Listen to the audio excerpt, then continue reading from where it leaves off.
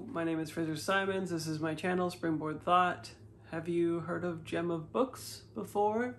She has made a tag called the 6 Tudor Queens book tag, and she has tagged me.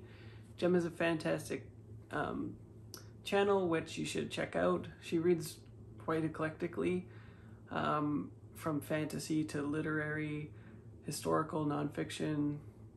She's got it all. She's got it all. She's very funny, she's very quirky. Sometimes you'll see her dog, sometimes you'll see her kids.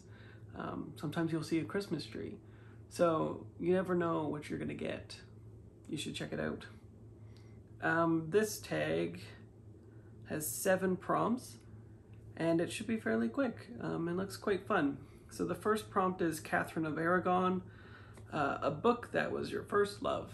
So probably the first thing that hooked me on what I currently read, debatable, Catcher in the Rye or the Odyssey. I think the Odyssey more so than Catcher in the Rye, because I've since sort of come to see Catcher in the Rye as somewhat adolescent, whereas Homer, the Odyssey, this is being the Butler translation into prose work, which I probably would never pick up again, but holds sentimental value and is quite beat up from my reading of it in junior high, is something I still would pick up. I have the Emily Wilson translation, which I love, and read a couple years ago. So it's more of a through line than Catcher in the Rye, which I've yet to reread. And this is all prose, as you can see, like I was trying to say. So I don't know what happened to the dust jacket. I don't think I respected my property too much back then. Next is Anne Boleyn, a book with a manipulative character. So I wanted to spotlight Lote again. This has just the most fantastic character in it.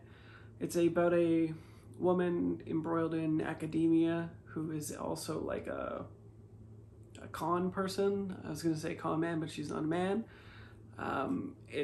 She's invested in queer life. She's investigating historical accuracy as well as like veracity, as well as something to do with like aesthetics and beauty and cultural underpinnings with intersections to marginalized people, racism, erasing people from history, especially from art.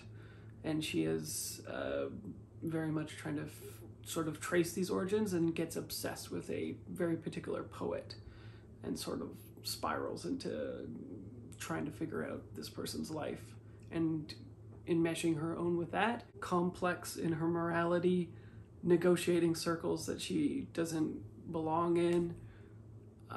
Yeah, it's just a fantastic book. Definitely fits the dark academia in a realistic mode sense, not like magical stuff happening, but absolutely fantastic. Gonna, I'm sure, be on my top 10 of the year.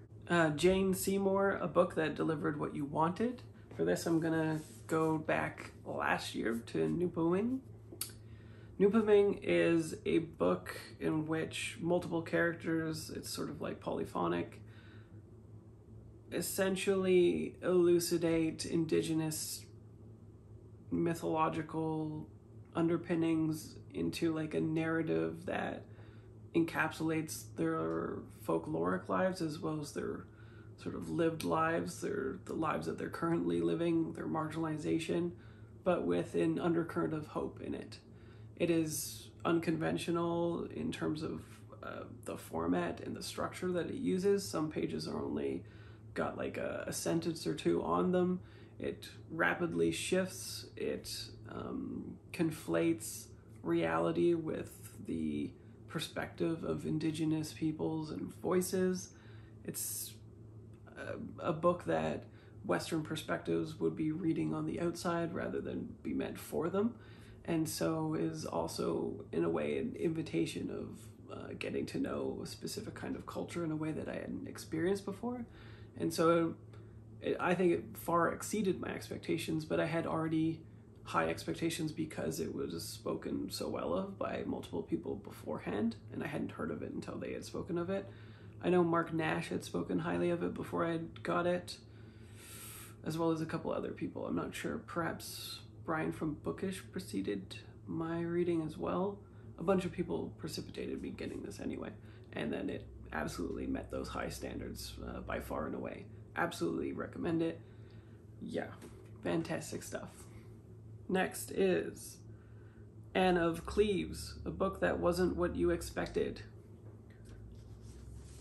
Vita Nostra is not what I expected, and it sent me down a rabbit hole. This book was marketed very poorly, or more so the influencers that peddled it had sort of pitched it in an incorrect manner. I had heard a lot of like dark Harry Potter vibes, and that would not be what this is at all. It's a dark fantasy book translated from the Russian.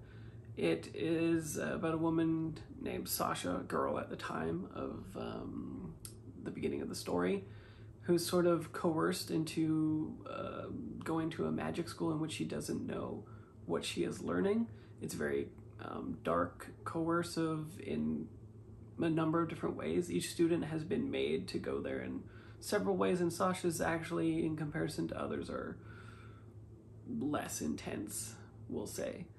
But eventually you are solving the same mystery that Sasha is, whatever it is that she's actually learning at the school. Her growth, it's about academia, criticizing it in particular. It has a lot of philosophical underpinnings. It's very cerebral and heady, yet accessible. There's no chapters. There's essentially vignettes, but they run in different lengths, you could say, but there's no break either. So it's sort of exasperating, captivating, fantastic stuff. And the less you go into, the less you know going into it, probably the better the experience, and the more that you parallel Sasha's experience as well, which is kind of what the book is all about. And then there's a very subjective ending and subjective, probably like a subjective through line throughout, in which I think people could take this book in very different directions and still have like a sort of valid reading, because it is somewhat sparse on some things. I really like that. If you're one that does not like subjective endings and wants something very definitive, this book is probably not for you, but otherwise I would definitely pick it up. Katherine Howard, a book that irritated you. A book that irritated me was Razorblade Tears, for a very simple reason, to be honest. This is about a black man and a white man, both marginalized, I think, in intersections of like poverty, find that their sons have been murdered, and they were in a relationship, I believe married, and I think both were ostracized by the parents. They didn't care about them until they died.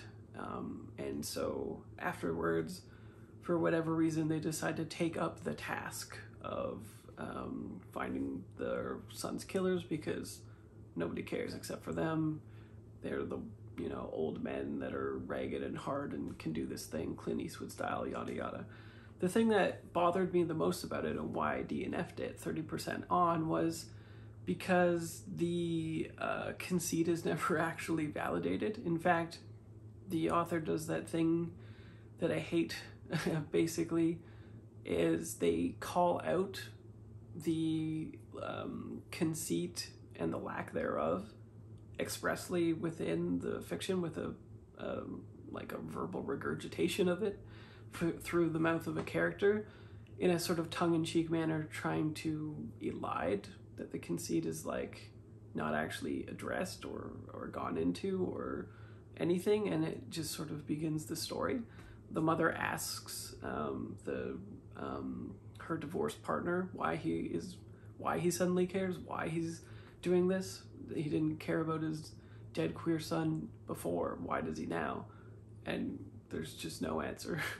And so the more it went on, the more grating it was, because it just didn't feel like they would be doing any of this stuff. So that irritated me, to say the least. Katherine Parr, a book published after the death of the author. This one came to mind immediately, The Pale King, David Foster Wallace. This is somewhat famously incomplete and put together by his long-term editor in the most streamlined fashion, I guess, in order to convey what the plot was ostensibly going to be. So this book is fantastic. It really blew my mind, to be honest, when I first read it. And I wasn't really expecting... I thought DFW would be kind of like overhyped the way that people talk about him, but this was fascinating because it reframes the American nationalistic identity from the military-industrial complex and institutional sort of systemic imperialism to the labor of the working man, particularly in a post office in this one, but it works for any sort of monotonous, grinding activity. And in it's very through minutia itself and creating boredom within the actual reader, which is a very bold move, I think. Creates a sort of like weird meditative, mesmeric sort of state in which the power and the fortitude and the nationalism, the patriotism sort of working a menial, mind-numbingly boring job creates a sort of like intrinsic value that is gone into more in the story in like a spoilery kind of way, but it absolutely is going about validating these things. It has some of the best dialogue I've ever consumed in my life, and some of the best form meets function in terms of, especially the parts where it is about a man who is bored on the plane in the beginning, which is, again, such a bold move, intentionally boring the reader in its conveyance of how bored the actual passenger is. It sounds like it would be rough to read, but again, you enter this sort of like flow state, kind of like Duck's Newburyport, where you just kind of grok it and the book flies from there. I could not put it down at all, and sort of resented the fact that I had to sleep after I began it. Henry VIII, I think this is, right? A chunky book that you hated. I don't know why that pertains to that person because I don't know anything about the Tudors, but it's funny. I like it. A few books that I absolutely have hated recently. 1Q84, the most incompetent maximalist work I've ever encountered in my life thus far. But I'll be doing a dedicated review of that soon. It'll be out this week at some point. I also was very disappointed with Don Quixote, which ground on and on and on for me. I didn't particularly like the humor, but the meta construction, the premise communicated really interesting things, but I was still disappointed that the experience wasn't very pleasurable for me. Similarly with War and Peace this year, the many interjections of Tolstoy was very annoying to me, and I did not like or appreciate especially the second epilogue, but all of the interjections, let's say 3/4 of them, were exceptionally grating and worked to only reiterate what the story was communicating, and so made it feel as if he was doubting the intelligence of the reader, which really grated on me. So there's 3 instead of 1. I guess I was very disappointed. But overall, this year has been going great, and I've only DNF'd 3 books or something out of almost 200. So it's much better than last year, though I'm off the pace from last year, which is intentional. Last year I read 506, 580, 500 and a lot of books, and this year I'm aiming for 400, and I'm 30 ahead of schedule or something like that, which is where I wanted to be. I wanted to have more free space for other stuff. So anyway, this is the 6 Tutors tag. I'm gonna tag some people out of my subscriber channel thing here, and we'll see if I tag you and you've already done it. Apologies if you plan to do it. You're double tagged, and if you never have the intention of doing so, no hard feelings. It matters not even a bit to me. So let's tag, I'd like to tag Rick Harsh. I don't think I can mention him yet because of the weird YouTube thing. It depends when he made his channel, I guess, but Rick Harsh is the publisher of Corona Samizad in Slovenia, which I've ordered a bunch of books from recently, and all of them seem absolutely fantastic, so I'm pretty excited to get to those. And he also has a YouTube channel, of course. I'll tag Miss Reads a Lot, Sandy. We have been reading, she buddy read 1Q84 with me, so we both took the hit on that one. I'll tag Anne with a Book. I just started following her, I believe because Shelley Swearingen had shouted her out recently, I think. I'll tag Bookworm Adventure Girl. I'll tag Grant Loves Books. He's a Canadian channel who's going to university at the moment and struggling a little bit, so if he does get to this, I'm sure it would take quite a while, which of course doesn't bother me at all. It could be 3 years from now and I would be elated. And I will tag one more person, a literary princess. A great channel, an academic specializing in Victorian literature with a feminist lens, who does lots of book hauls and talks very eruditely, of course, about Victorian literature, and it has been fascinating watching her.